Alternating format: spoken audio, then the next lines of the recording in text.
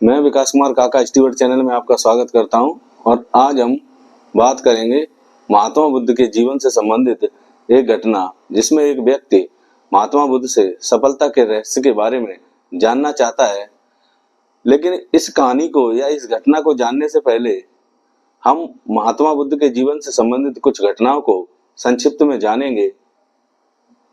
जैसे उनका जन्म कब हुआ, उन्हें अपना प्रथम उपदेश कब दिया, उन्होंने सबसे अधिक उपदेश कहाँ दिए और अंततः उनकी मृत्यु कहाँ हुई। तो सबसे पहले हम बात करते हैं महात्मा बुद्ध के जन्म की। तो महात्मा बुद्ध का जन्म कपिलवस्तु के लुम्बिनी में 563 ईसा पूर्व हुआ था।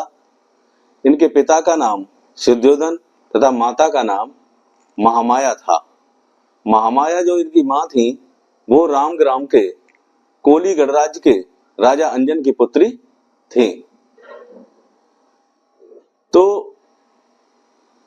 इन्हें ज्ञान की प्राप्ति यानी इन्होंने गृह त्याग करने से पहले इनका विवाह हो चुका था और विवाह से इनकी पत्नी का नाम यशोधरा था और इनका एक पुत्र हुआ जिसका नाम राहुल था। राहुल का अर्थ होता है बंधन।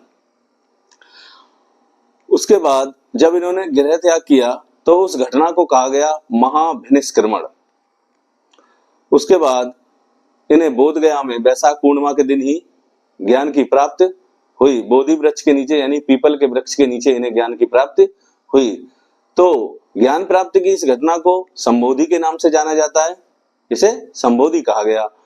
और आगे जाकर जब इन्होंने अपना प्रथम उपदेश सारनाथ, जिसका प्राचीन नाम मृगदाव और ऋषि पत्तनम भी था, तो इन्होंने अपना प्रथम उपदेश इसी सारनाथ में दिया।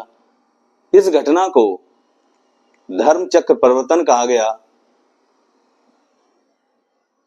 उसके बाद इन्होंने अपने सबसे अधिक उपदेश या वर्षावास श्रावस्ती में गुजारे और इनके सबसे अधिक अनुयायी भी श्रावस्ती के ही थे। श्रावस्ती जो थी वो कौशल गणराज्य की राजधानी थी और कपिलवस्तु भी उसी के अधीन एक गणराज्य था जहां के इनके पिता राजा थे, यानी कि शुद्धोधन इनके पिता जहां के राजा थे वो भी कपिलवस्तु जो था वो कौशल गणराज्य के अंतर्गत ही आता था। 463 ईसा पूर्व इनका जन्म हुआ था और 483 ईसा पूर्व में कुशीनगर में इनकी अंततः मृत्यु हो जाती है। और इन्होंने मृत्यु से पहले अपना अंतिम उपदेश एक भिक्षुक को दिया था। उसके बाद इनकी 483 ईसा पूर्व यानी 80 वर्ष की आयु में कुशीनगर में मृत्यु हो जाती है। अब हम बात करेंगे उस घटना की जिसमें महात्मा बुद्ध से एक व्यक्ति सफलता का रहस्य क्या होता है वह जानना चाहता है। तो एक बार एक व्यक्ति महात्मा बुद्ध के पास जाता है और वो कहता है कि महाराज मुझे आप बताइए कि आखिर सफलता का रहस्य क्या है। आखिर में जीवन में कोई व्यक्ति किस प्रकार से सफल हो सकता है, यानी कि सफलता किस प्रकार प्राप्त की जा सकती है, इसका क्या रहस्य है। तो महात्मा बुद्ध ने कहा तुम फिर कभी आना, तब मैं बताऊंगा तुम्हें सफलता का रहस्य आखिर क्या है। वो व्यक्ति चला जाता है। उसके बाद उन्हें वह व्यक्ति जब आता है महात्मा बुद्ध के पास तो महात्मा बुद्ध उससे कहते हैं कि तुम फिर कल प्रातः काल के समय आना, मैं तुम्हें तब बताऊंगा सफलता के रहस्य के बारे में।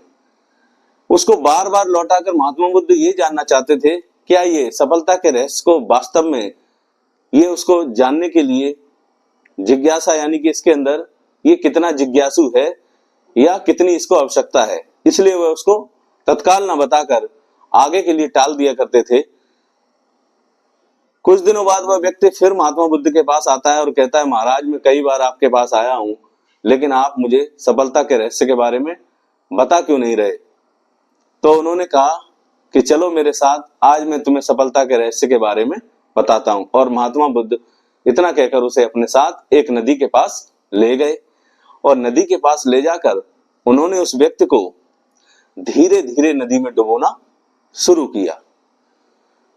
जब वो व्यक्ति धीरे धीरे नदी में डूबने लगा और जब पानी उसकी गर्दन तक यानी कि कंधों के ऊपर चला गया तो वह व्यक्ति घबराने लगा।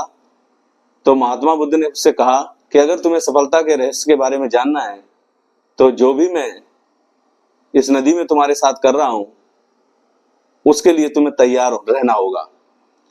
तो वो व्यक्ति फिर शांत हो गया और इस बार महात्मा बुद्ध ने उसके बालों को पकड़कर उसे पूर्ण रूप से यानी कि उसे उसके सर के बाल पकड़कर उसे पूरा नदी में डुबो दिया।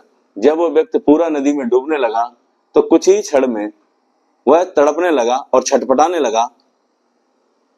तब महात्मा बुद्ध ने उसे पानी से बाहर निकाला।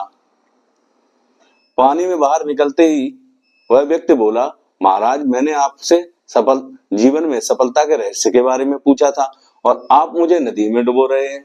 तो उन्होंने कहा कि पहले आप ये बताइए कि जब मैंने तुम्हें नदी में पूर्ण रूप से डुबोया उस समय तुम्हें सबसे ज्यादा आवश्यकता किस चीज की महसूस हो रही थी। तो उसने कहा कि महाराज मुझे उस समय सबसे ज्यादा सांस लेने की आवश्यकता महसूस हो रही थी, जिसकी वजह से मैं तड़प रहा था या छटपटा रहा था।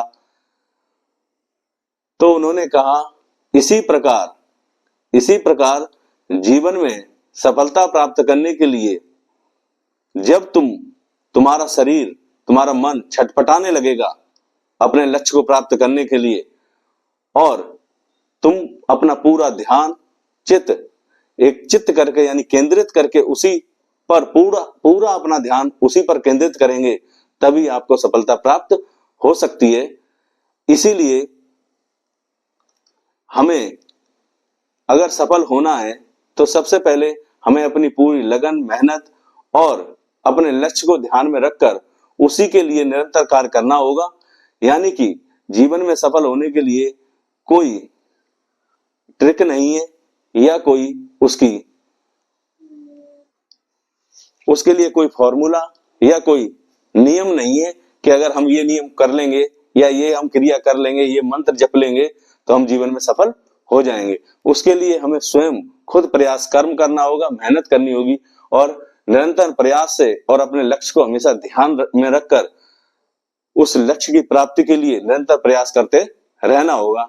यही जीवन में सफलता प्राप्त करने का असली रहस्य है। अर्थात महात्मा बुद्ध के जीवन की इस घटना से हमें ये प्रेरणा मिलती है कि जीवन में सफल होने के लिए हमें क्या करना होगा। हमें जिस प्रकार वह व्यक्ति अपने जीवन की रक्षा के लिए उसको श्वास की सबसे ज्यादा आवश्यकता थी उस समय, उसी प्रकार से जिस प्रकार वह सांस के लिए तड़प रहा था, ऐसे ही जब व्यक्ति अपने लक्ष्य को प्राप्त करने के लिए उसके अंदर खुद इच्छा शक्ति पैदा होती है और लगन उसके अंदर जागृत होती है तो वह अपने जीवन में अवश्य सफल होता है। इस कहानी का यह निष्कर्ष निकलता है कि जीवन में हमें सफल होने के लिए निरंतर मेहनत और लगन की आवश्यकता है और ये लगन हमें न किसी फॉर्मूले से, किसी ट्रिक से या न किसी बहकावे से, न किसी मंत्र से प्राप्त होगी, ये हमें स्वयं की मेहनत से ही प्राप्त होगी। तो ये था जीवन में सफलता प्राप्त करने का असली रहस्य। अब ये कहानी यहीं समाप्त होती है। धन्यवाद।